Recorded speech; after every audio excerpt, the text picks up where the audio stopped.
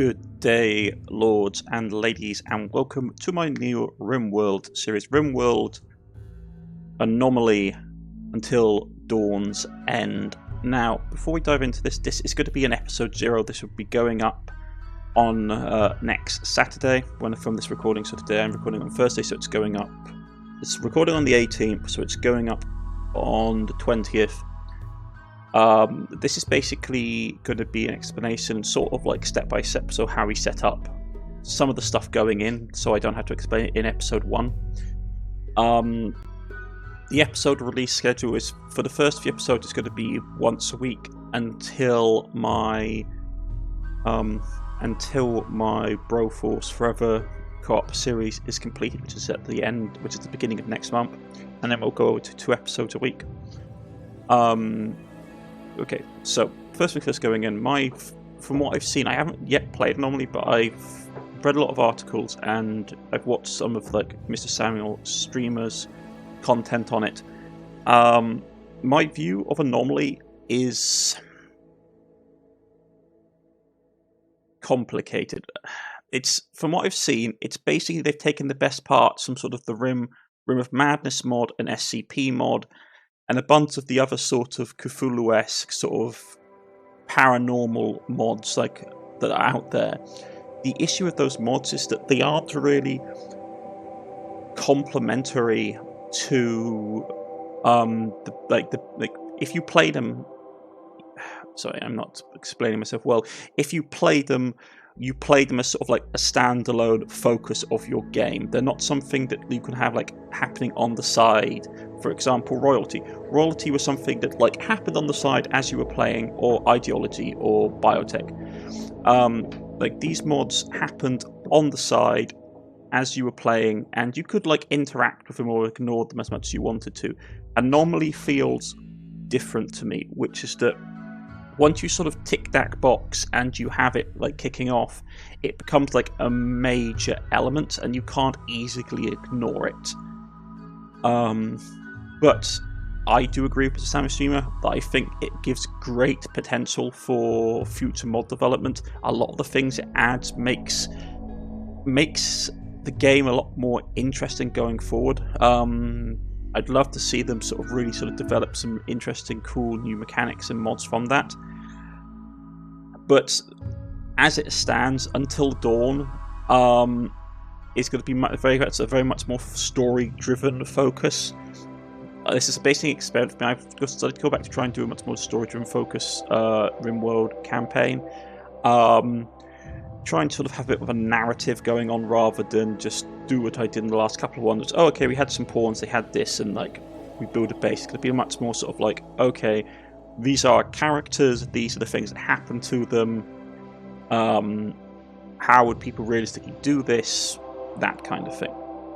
So it's a bit of an experiment. Hopefully you enjoy it, and hopefully it'll be a little jaunt.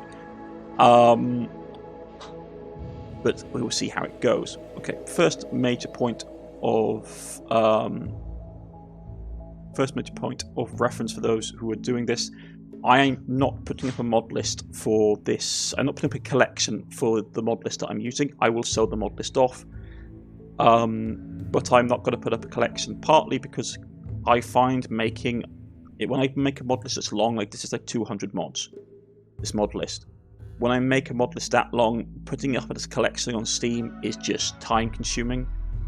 I find I don't use Rimp, which is basically a particular like mod tool which is really good, but I just haven't got around to experimenting with it yet, and as a result I have to manually make a mod list which is like 200 mods, well, a mod collection which is like 200 mods long.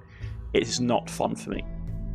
I don't have enough time to basically do it, and also, to be brutally honest, as the current condition of the game is, I am using a number of mods that I am either not familiar with or I'm not particularly a fan of, but I'm having to use them because the mods I'd normally use, like Prepare Carefully, are not available to me.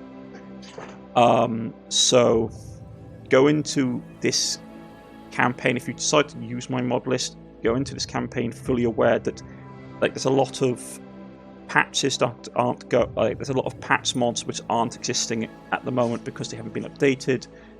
there's a lot of mods that I normally would do for quality of life, which haven't been implemented because they haven't been updated. So yeah, you have been warned. So first of all, let's look at the mod list. So we have Prepatcher. Basically, it's a library tool for mod developers and mod managers. It's useful, especially when I have issues. It means I can access the mod list outside of the loading screen at the beginning. And then we have, as always, stuff like LTO Group Manager. I'm just going to basically slowly tick through them so you can see what we have. There are a lot of mods here. I was experimenting with vehicle framework because we might have vehicles and stuff turning up in the game. So I'm just going to quietly pobble down through the list so you can see what we have. But as I said, I'm not going to put a mod list up on Steam. I just don't have the time, and I find, to be honest, the collection system is really annoying. I wish I could just copy. I think with Pre-Prepared I can copy and paste my mod list to basically a file format, so I can maybe be able to import it somewhere else. But I'm not familiar with how the mod works, so I'd have to get someone to tell me how to do that. But as you can see, we have lots of mods that I don't normally use. You saw like destructible, like ruins and various bits and pieces. Some of these mods I have never done before, like build from inventory, rim deed. We're going a lot more gritty this time. It's going to be like vehicles. The game is going to be much more orientated towards sort of like modern tech, so sort of industrial level tech, with the group of characters that we have trying to survive. I won't spoil the exact narrative going in, but let's just say it's sort of, I was going for sort of like British 90s sort of like horror, like military horror. So if you've seen stuff like The Bunker or Dog Soldiers, trying to go for that kind of atmospheric setting would be very nice. But yes, we will see what comes of it. This is all an experiment. I'm sewing off the mod list. I am sorry if people wanted me to do collections. I just don't have the time anymore. Like when I was doing smaller mod lists, like of 100 or so, it was doable. But 200 size mod lists in a collection form is just, because you have to manually add them by hand, it's not fun. So I'm just going to sew off the mod list nice and slowly, just so you can see what's there. If you want to basically scroll through it in your own time and recreate the mod list, you can. A lot of stuff is just there for flavour, and some things I was just advised to put in sort of quality of life stuff. But we shall see if it actually comes to pass. Now, on to Anomaly. I like the look of it. But I have been told it is very hard. It increases the difficulty of the base game quite a lot, which is basically what basically Rimworld of Madness, which was Cthulhu and SCP did. Like, they were mods that were not. They were mods that were not things that you picked up and they were easy to do. They picked up and they really changed how you viewed the game. So sort of, if you're going into Anomaly for the first time, be aware that your normal like meta play for the game, because some people have commented that it's made the game very different. Like, you basically have to pay much more attention to what goes on. You can't just set your sort of colony to sort of almost like default and go off and do stuff. You have to be paying attention. So yes, okay. So that's the mod list there. Of all Sarpide, if you would notice that some mods that I normally don't use, like certain storytellers. And some of you would have probably noticed some other mods that I do use, well, I have picked up, which sort of suggest what sort of time period. So we're sort of going like for the 1990s, sort of, for lack of a better word, like British Army kind of thing. It's not the British Army, because obviously it's in the Rimworld, so our soldiers belong to a completely different organisation and government. But who they belong to, who knows? But here, before we go any further, I need to do one thing really quickly. I just forgot to do. Okay, so about that, folks. Right. So in we go. As I said, Rimworld Anomaly till Dawn's End is basically going to be a horror story. Our colonists are going to suffer. I've put stuff like new disease mechanics in. I've put like realistic darkness, and that's already a thing with Anomaly, so it's going to get pretty dark. It's going to be good. Let's see where we go. Okay, so I'm going to pick up the custom-made abandoned research outpost 36. A group of Marines are sent alongside a research team to a recently rebuilt outpost. So, our party will consist of 6 people. We start with a little bit of basic resources, some medicine, and some survivor meals, which makes sense. As you will soon find out. We also start with an abandoned bunker in the middle of the map. So that would be our primary place of operation. The bunker is always randomized from what I can tell. So yeah, it's gonna be fun. So on to our storyteller.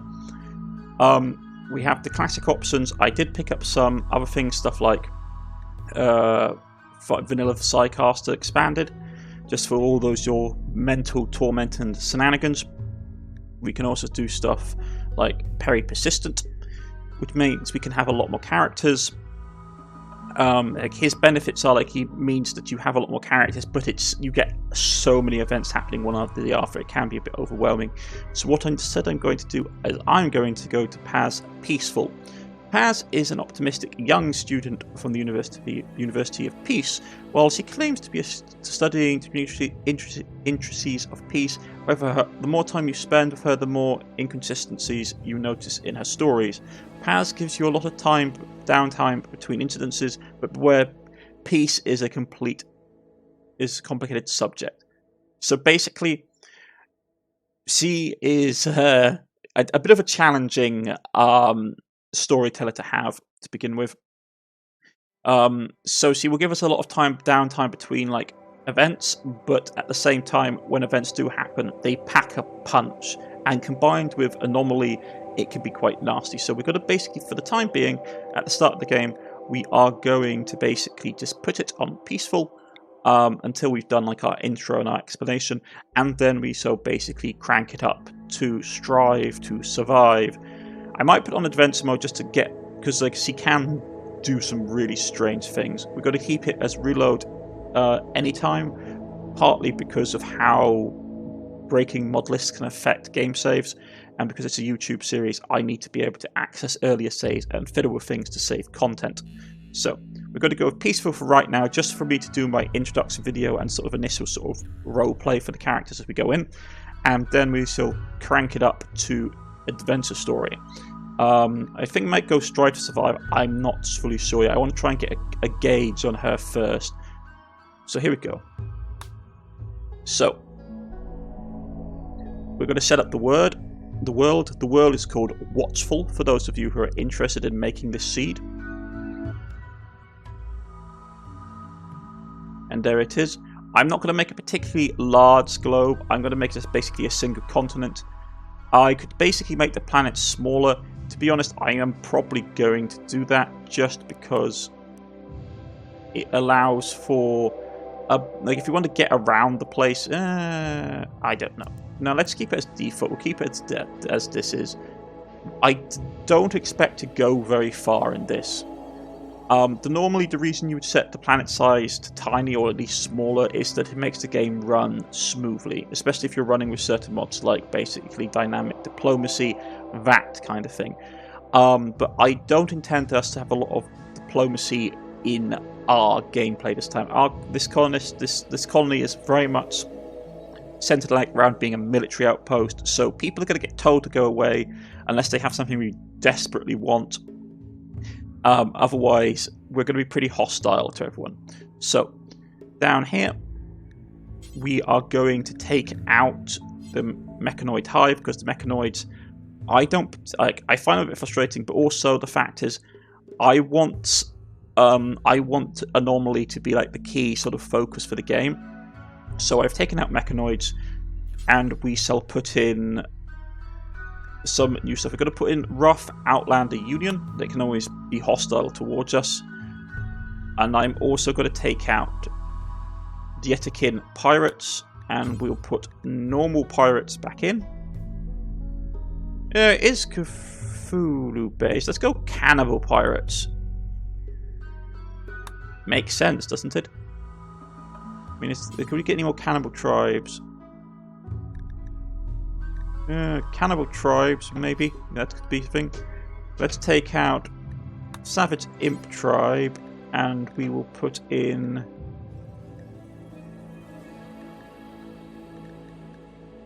Cannibal tribe. All for the greater good. So a lot of people won't like us, but hey ho. Yeah, turned off the mechanoids, but I do have a mod in the mod list as you go through it and look, which basically means that we still get events linked to stuff, even if the faction isn't there. So it just means that we get a nice sort of some nice things. So this is good for us. So we've got to generate the map. Once again, you can see the mod list here. It's a lot of mods. And a lot of things I had to sort of get done. But yes, so very story-driven, this series. We're not going to do a massive focus on farming. We'll probably have some sort of hydroponics bay and that kind of thing. But we're not going really for a hard farming sort of build. A lot of things will get probably thrown into a nutrient paste dispenser, or we have simple meals being made. But like, this is a research outpost. This isn't like a colony. We're here to do a job. Probably end up buying a lot of our food. So where do we want to go?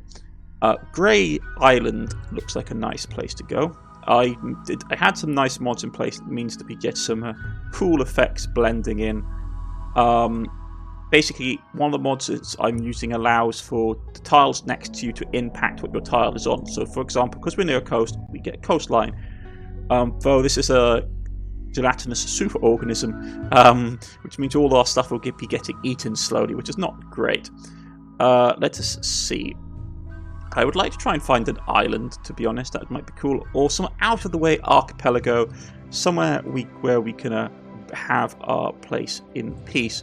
The only downside is that we do need an area where like the centre of the map is relatively open, or open enough that it won't affect the base building.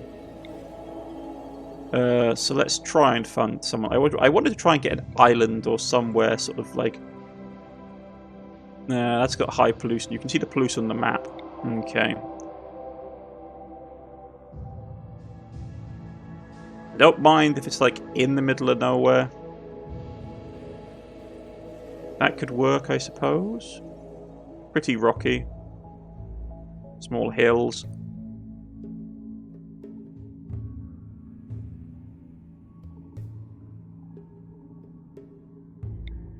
Someone like here actually may be a really good setup. I know that we'd probably lose a lot of... We don't have a ton of resources around us. But we could sort of stick it here for resources. That would be pretty cool as well. That's the giant organism.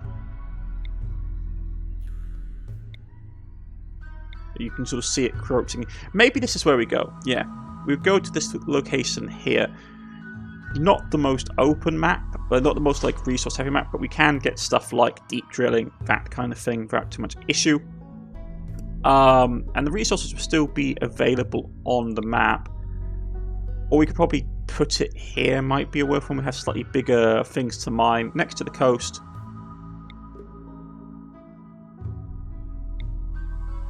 Maybe here. Yeah, let's try here. This is a place.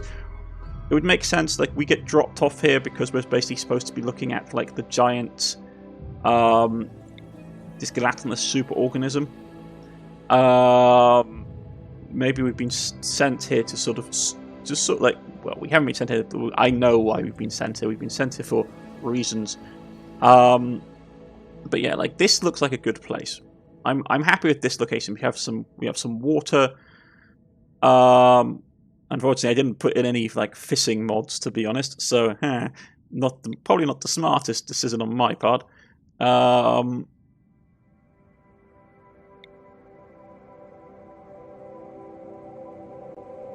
I didn't think our soldiers would have enough time to fish. Okie dokie. I am actually, yeah, I'm going to stick with our initial deployment zone, which is up here. So we're going to have this. We have some resources. We get some minerals and stuff out of some of these rock clusters. Not a ton, but it is just how it is. I mean, this one is also nice. This, I don't know. I'm going to go back to having this one. Rough marble. Yeah, this one looks like a good setup. Yeah, the water's not going to be great, but we can still use the rest of the map. So here we go. Like we have this, the coordinates as you can see here. We are going to do the largest medium we can get. We are going to turn up in spring. So it'll be a bit chilly, nothing too over the top. Growing time is limited, though we're going to be trying to grow inside if able. So yeah, the coordinates are here for those of you who want to try and locate it when you make your own seed. Remember, the seed for the planet is watchful. There's no pollution, and yes, here we are upon Grey Island, which I think is quite a nice touch. I mean, being on an island, we won't get like a ton of visits from factions, but that's not our main focus. We have been sent by the powers that be of the refugee empire to basically help restore a long abandoned research facility, and you will see how it goes as the story unfolds. So here we go. We are going to go with. I thought a long time about how I wanted ideology to work in this. I don't want it to be like a massive thing, so we're just going to make a custom fluid. We're going to go ideological, which is the God's moral structure of the universe is founded on grand narrative of social forces, which is basically your like default. So we're going to go. That's going to be that. We're going to be loyal to the people in our in our outpost, because we have our orders. We're going to go loyalism, and then we're going to set up our precepts, which is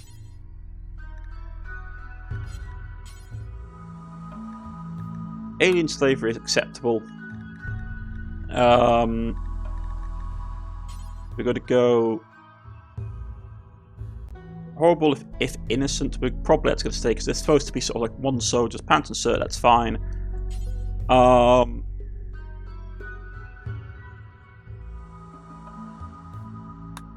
always get a bit weirded out when they basically say this one is like, oh, it's abhorrent to collect organs. Like, it's okay to harvest, buy, install, and sell organs. Yeah, it's fine. Like in an emergency, like we can understand it. You shouldn't disapprove of it. Horrible if innocent. It's absolutely abhorrent. We're not going to eat people. Eating is disapproved of eating aliens. Eating corpses of another sentient species, something that should only be done in dire circumstances. Yep. It's abhorrent for just eat humans. None of this stuff is important. Apostasy. What's this one? To leave idolatry having to know its depths of morality. Disapprove. To leave idolatry having known its identical character. It indicates character flaws. Yeah. I mean, that's just there in case they sort of jump the ship and go full. Unless we do accepted. No, let's just put disapproved. Because they're not really caring that much about it. So, blindness is horrible to blind people. Corpses is ugly and we can't change that. Don't care about eating mushrooms. Alien races. Genos are different from us. Too different. We need to be watchful and keep them at arm's length. That makes good sense, especially since like there's weird, horrible things running around. I mean, let's probably go neutral. Xenos form beyond should be seen as no less or greater than us. Who knows? I think it's probably going to be disliked because obviously, if you're a soldier running around and weird stuff starts pulling out of the ground,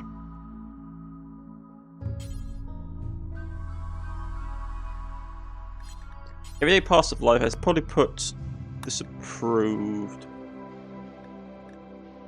Yeah. Eating aliens, we dislike. We disapprove having alien slaves.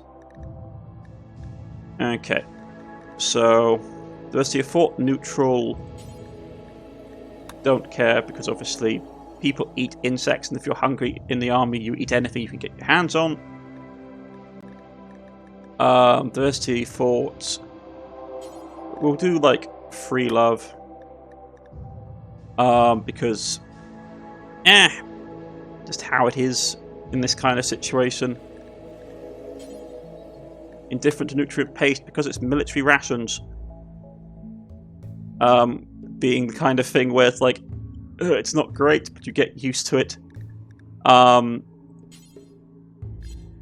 Use mans, keep names because I want to try and keep track of who I am basically dealing with.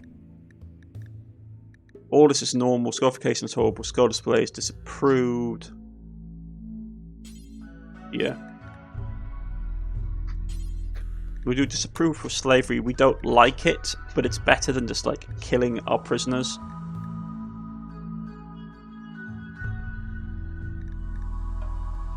So we get some negatives from it, but at the same time it's better than just shooting our prisoners.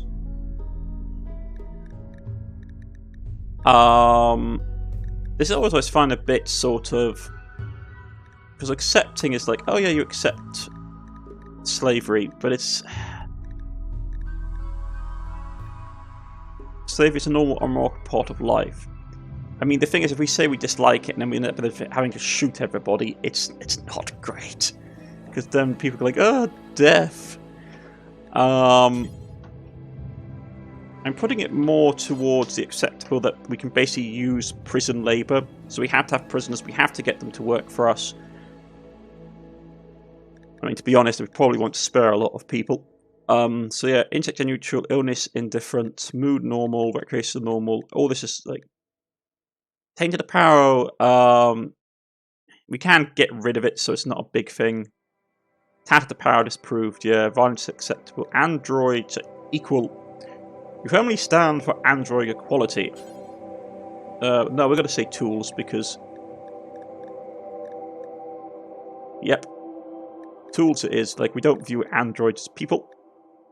I'm trying to sort of make it as sort of like how a modern military would be in this situation. Could be hit and miss. Could be problematic. So, yeah, free love.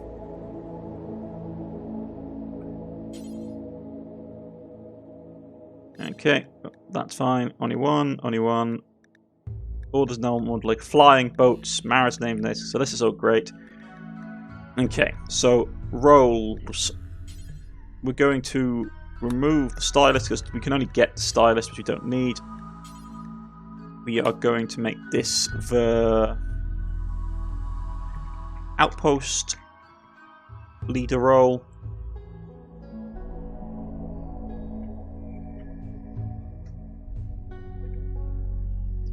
Yeah. Going to remove any prerequisites for him to have, just because if I'm going into combat and my leader's going to be in combat, I want him to have body armor and stuff on, so having hats is always a pain. Moral guide, we are going to randomize. Okay, counselor is fine. And we are going to remove the capes. So, yeah, we're going to remove that. We're going to have a standard funeral. Something that's fitting loyal burial. Yeah, that's fine. I'm going to put in just a normal social festival. Let's have it as a drinks party. You can be held at any time. Random recruit. That's good. And the other one is going to be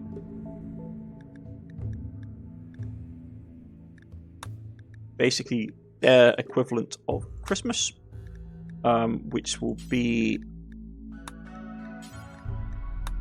in December time, or December time, and we will choose something like Discover an Ancient Complex, since weird things can happen.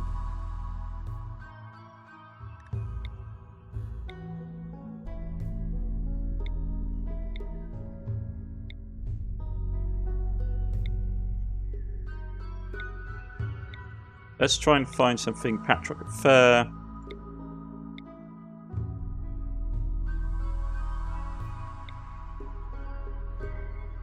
Yeah, there we go. And that's work. Do it around this month. Okay. Festive of family, drinking party, burial. For the symbols, we are going to basically... Pews are nice, but they take up a lot of space. I'm going to go with a medium altar. Probably actually no. I'm probably going to go with a small altar. And we will put small sculptures in and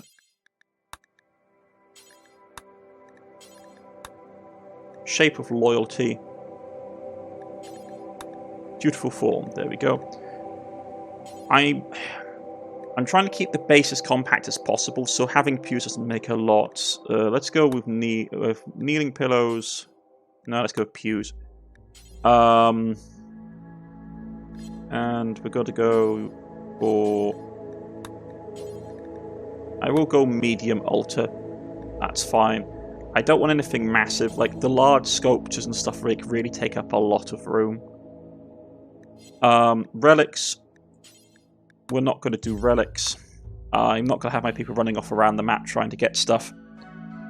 That's not the main focus for this, and we're not going to do sacred animals either.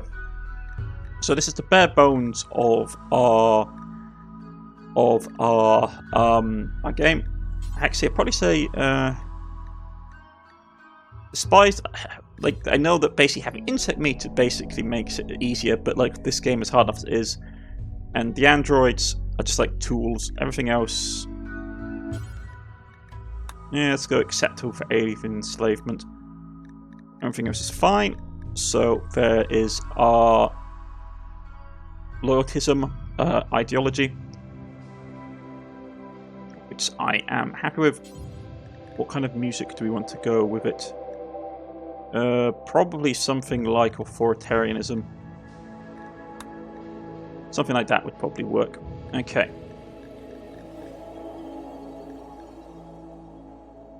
Loyalists, yeah.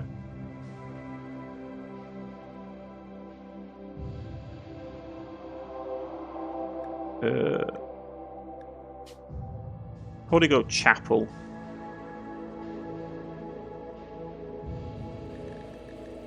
Not a fan of that symbol, to be honest, so let's grab something a bit more useful. Just so we can sort of have it deferred from the rest.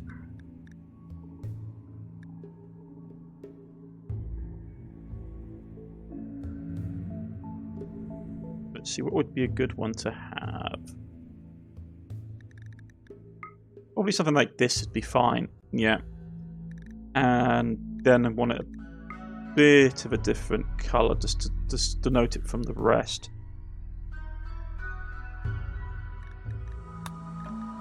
Yeah, there we go. That's fine. Oh, I need to have Christmas trees, do I? There we go. The Pine of Loyalty. Okie dokie, so this is done.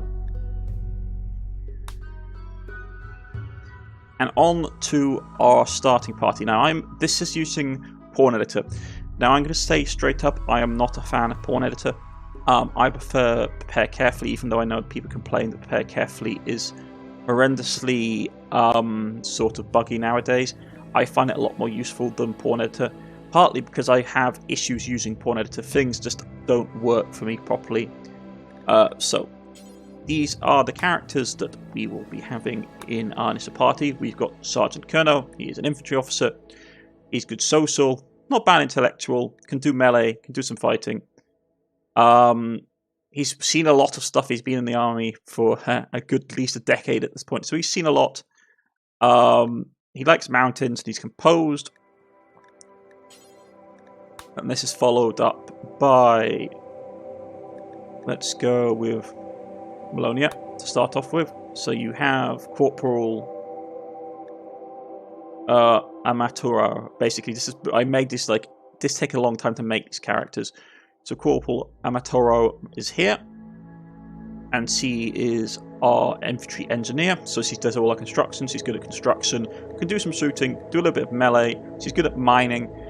Can do a little bit of crafting as well, but nothing incredible. She's a hard worker, but she's also a bit of a slob. As someone who does a lot of engineering, you very quickly learn your own personal hygiene and appearance doesn't really matter as long as you get the job done. So then we have Scarlet, Vale, Corporal Vale. She is our demolitions expert. She's a fast learner, workaholic, kind and steadfast. She really likes her job, but doesn't really learn to she's really good at crafting. She does destruction. Well, she can do melee, she can do shooting, but her main job is making things and blowing stuff up. And she has a bit of intellect because you have to be smart when you're a demolitions expert. Then we have Private Jackson. He is our cook, he's the military cook. He's iron-willed, cold intolerance, and is easily amused. He's very good at cooking. He's good at plants. He's good at shooting as well.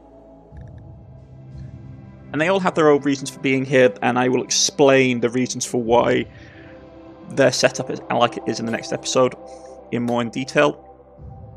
And then we have Dr. Sumet. Dr. Sumet is a research scientist with a focus on basically engineering science. So she's really good at crafting, and she's very good intellectual, and she can do construction. So she's basically a doctor of engineering.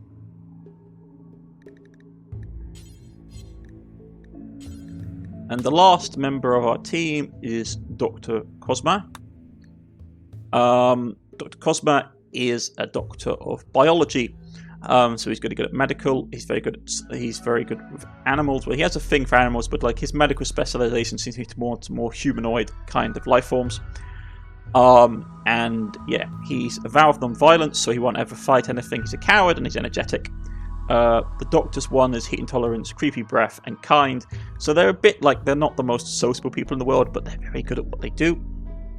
When it comes to the soldiers, you can see that their gear is here. They start off with the SA-80 British battle rifle, combat knife, and all the gear for their troops. This is one of the reasons I dislike the Pawn Editor. I couldn't, for example, have the apparel put on them. It just would not let me add new apparel. As you see, I'm pressing the add apparel button, it doesn't work. So I had to put everything into their possessions that they're carrying when they come onto the map, and then we equip them. So I don't know why that is. It's a bit annoying. Also, all of my characters, I thought I got rid of those. 1 second. Yeah, basically none of them are coming in within any flaws because the game is hard enough as it is without them having it. And I want to basically have sort of a narrative kind of focus. But here is our this is the second party. These are you're not the our little group are not the initial recon force that was sent to the outpost. We are the follow-up people escorting the VIPs and a couple of the specialists that weren't needed right at the beginning, like the military cook and the engineer. So basically, people for demolitions, engineering, from coal. These are this is basically the support crew that is coming in with the initial party. After the initial party has come and reclaimed the complex. But nothing is quite as it seems, and Sergeant Kerno is going to have to Eden Kerno is going to have to step up. Sergeant Eden Kerno is going to have to step up and take on a much more active leadership role than he expected when he first signed up under Captain Hart to do things. But we also see how this develops. This has been episode 0 of Rimworld Anomaly until until Dawn's End. Sorry, I'm just trying to remember the title off the top of my head. Until Dawn's End. And I shall see you next time as our party arrive at Outpost 36. Research Outpost 36. Goodbye, folks.